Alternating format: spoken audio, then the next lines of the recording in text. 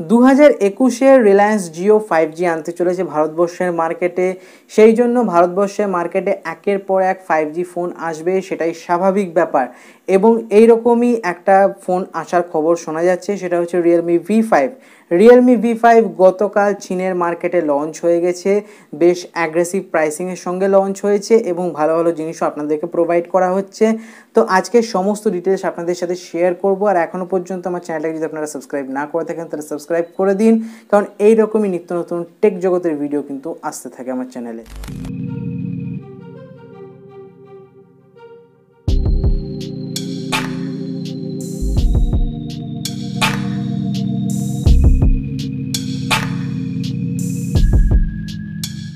তো সবার আগে আমরা কথা বলবো এই ফোনটার লুক আর ডিজাইনের ব্যাপারে। তো প্লাস্টিক বডি হওয়া সত্ত্বেও এর যে লুক আর ডিজাইন সেটা বেশ কুল লেগেছে আমার। আর এখানে স্পেশালি যে সিলভার কালারটা দেওয়া হয়েছে সেটা কিন্তু অসাধারণ দেওয়া হয়েছে, বেশ আমার মন প্রফুল্লিত করেছে এই কালারগুলো। আপনাদের কি ধারণা অবশ্যই কমেন্ট বক্সে লিখে জানাবেন, কিন্তু আমি জানি আপনাদেরও ভালো লেগেছে। প্রবলেম ছোট্ট মতো একটা জায়গায় রয়েছে যে এখানে যে রিয়েলমি লেখাটা রয়েছে সেই লেখাটা অনেক বড়, এত বড় লোগো দেওয়ার কোনো দরকার ছিল না, ছোটো একটা লোগো দিলে কিন্তু কাজ হয়ে যেত। যদি সামনের দিকে কথা বলি তাহলে এখানে আপনারা 6.5 ইঞ্চির IPS LCD ডিসপ্লে পেয়ে যাচ্ছেন, যেটা ফুল HD প্লাস কোয়ালিটির হবে।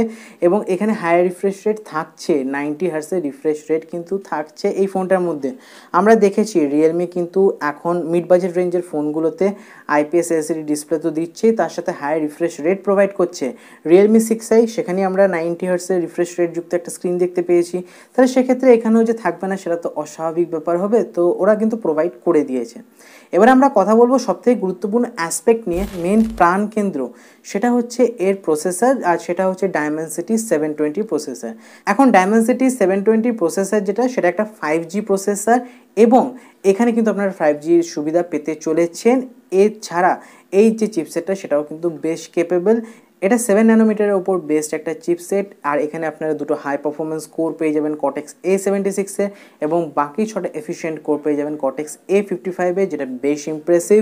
আর এখানে আপনারা জিপিইউ হিসেবে পেয়ে যাচ্ছেন Mali G75 MC3, যেটা ক্লক স্পিডও বেশ ভালো এবং আপনাদের জিপিইউ যে যত রকম কাজকর্ম গেমিং বলুন সেগুলো মোটামুটি ভালোই করে দেবে। কিন্তু সমস্যা একটা জায়গায় থাকছে এই প্রসেসরটা, এখানে কিন্তু 4K রেকর্ডিং আপনারা 60 FPS করতে পারবেন না। আপনারা ম্যাক্সিমাম রেকর্ডিং যেটা করতে পারবেন সেটা হচ্ছে 4K আর 30 FPS পর্যন্ত। তো সেটা একটু সামান্য আমার কমজোরি মনে হয়েছে, বাকি এই প্রসেসর কিন্তু বেশ ভালো।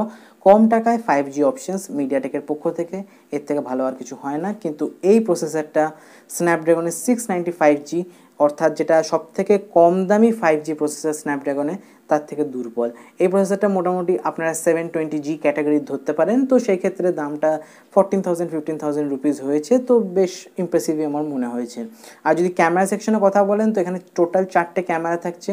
48 মেগাপিক্সেলের মেন সেন্সার থাকছে, আর তাছাড়া 8 মেগাপিক্সেলের একটা আলট্রা ওয়াইড অ্যাঙ্গেল ক্যামেরা থাকছে, 2 মেগাপিক্সেলের একটা ডেপথ সেন্সার থাকছে এবং 2 মেগাপিক্সেলের একটা ম্যাক্রো লেন্স থাকছে। তো 2 মেগাপিক্সেলেরগুলো গিমিক নয়, মোটামুটি ভালোই কাজ করে, ভালো ছবি তুলে দেয়। কিন্তু মেন সেন্সার যেটা সেটা 48 মেগাপিক্সেলের। এখানে কিন্তু স্যামসাংয়ের সেন্সার থাকছে, এখানে কিন্তু সোনির কোনো সেন্সার থাকছে না। সামনের দিকে যদি কথা বলি তো 16 মেগাপিক্সেলের একটা সেলফি ক্যামেরা পেয়ে যাবেন, যেটা এই প্রাইস রেঞ্জ অনুযায়ী ঠিকঠাক, খুব একটা বাজে নয়। আর যদি আমি কথা বলি ব্যাটারি সেকশনে তো 5000 mAh একটা বড় ব্যাটারি আর সাথে 30 ওয়াটের একটা ফাস্ট চার্জার দেওয়া হয়েছে। পোকো M2 Pro কিন্তু 33 ওয়াট দিয়েছে, তো তাকে কম্পিট করার জন্য মোটামুটি এই ফোনটা আসতে চলেছে। আর সেখানে 30 ওয়াটের ফাস্ট চার্জার আপনারা পেয়ে যাচ্ছেন, এর থেকে বড় জিনিস আর কি হতে পারে। আর সব থেকে বড় প্লাস পয়েন্ট হচ্ছে এই ফোনটা হচ্ছে 5G, আর পোকো M2 Pro কিন্তু 4G, তো বেশ ইমপ্রেসিভ আমার লেগেছে। আর অবশ্যই এই দাম যদি কথা বলি তো 6GB 128GB ভেরিয়েন্টে যেটা দাম রাখা হয়েছে সেটা হচ্ছে 1499 ইউয়ান, যেটা আমাদের ভারতীয় কারেন্সিতে যদি কনভার্ট করা যায় তাহলে মোটামুটি 16,000 টাকার মতো। আর যদি বাংলাদেশি মুদ্রায় যদি আমি কনভার্ট করি প্রায় 20-22 হাজার টাকার মতো আপনারা দেখতে পেয়ে যাবেন। আর এর আরও একটা ভেরিয়েন্ট রয়েছে, সেটা 8GB 128GB, কিন্তু এই 6GB 128GBটা আপনারা মোটামুটি সমস্ত কাজ করে দেবে। আর এখানে বলে রাখি, এখানে যেটা চায়নায় নতুন সেল চলে এসছে, যে প্রথম সেলে যদি আপনারা কেনেন তাহলে আরও কিছু কম দামে পাবেন। হয়তো আমাদের এখানে সেই সেল অ্যাভেলেবিলিটিটা সেটা থাকবে না, কিন্তু আমাদের মোটামুটি এই প্রাইস রেঞ্জেই কিন্তু আমরা এই ফোনটাকে দেখতে পাবো, যেটা বেশ ইউনিক ফিচার লেগেছে আমার। তো এখন ফাইনালি আমরা কথা বলবো যে এই ফোনটা কেনা উচিত কি উচিত না যখন এটা ইন্ডিয়াতে আসবে। 5G চিপসেট ডেফিনেটলি ভালো প্রসেসিং পাওয়ার পাচ্ছেন। 2021-এ হয়তো রিলায়েন্স জিও 5G লঞ্চ করে দেবে, তাহলে ইন্ডিয়ার জন্য এই ফোনটা কিন্তু একটা গোল্ডেন অপরচুনিটি থাকবে আপনার ফিউচারটাকে সিকিওর করার জন্য, যে আপনি একটা ফোন কিনলেন সেটাতে 5G পরিষেবা পাবেন। এখন যদি 5G আপনারা ফোন নিতে না চান তাহলে পোকো M2 Pro আপনাদের জন্য রয়েছে, তবে প্রাইস রেঞ্জটা খুব একটা বেশি যে ডিফারেন্স রয়েছে তা কিন্তু নয়, আর প্রসেসরটাও যে খুব যে দুর্বল তাও নয়, মোটামুটি 720G এর মতনই। তাহলে সেক্ষেত্রে আমার মনে হয় যে এই ফোনটা ঠিক প্রাইস রেঞ্জে ঠিক জিনিস আমাদেরকে অফার করছে। এখন ইন্ডিয়াতে যদি এই ফোনটা Realme V5 নামিয়ে আসে বা Realme 7 নামিয়ে আসুক না কেন, দুটো ক্ষেত্রেই যদি ভালো প্রাইসিংয়ের সাথে আসে সেক্ষেত্রে কিন্তু ভালো সেল হবে বলে আমার মনে হয়।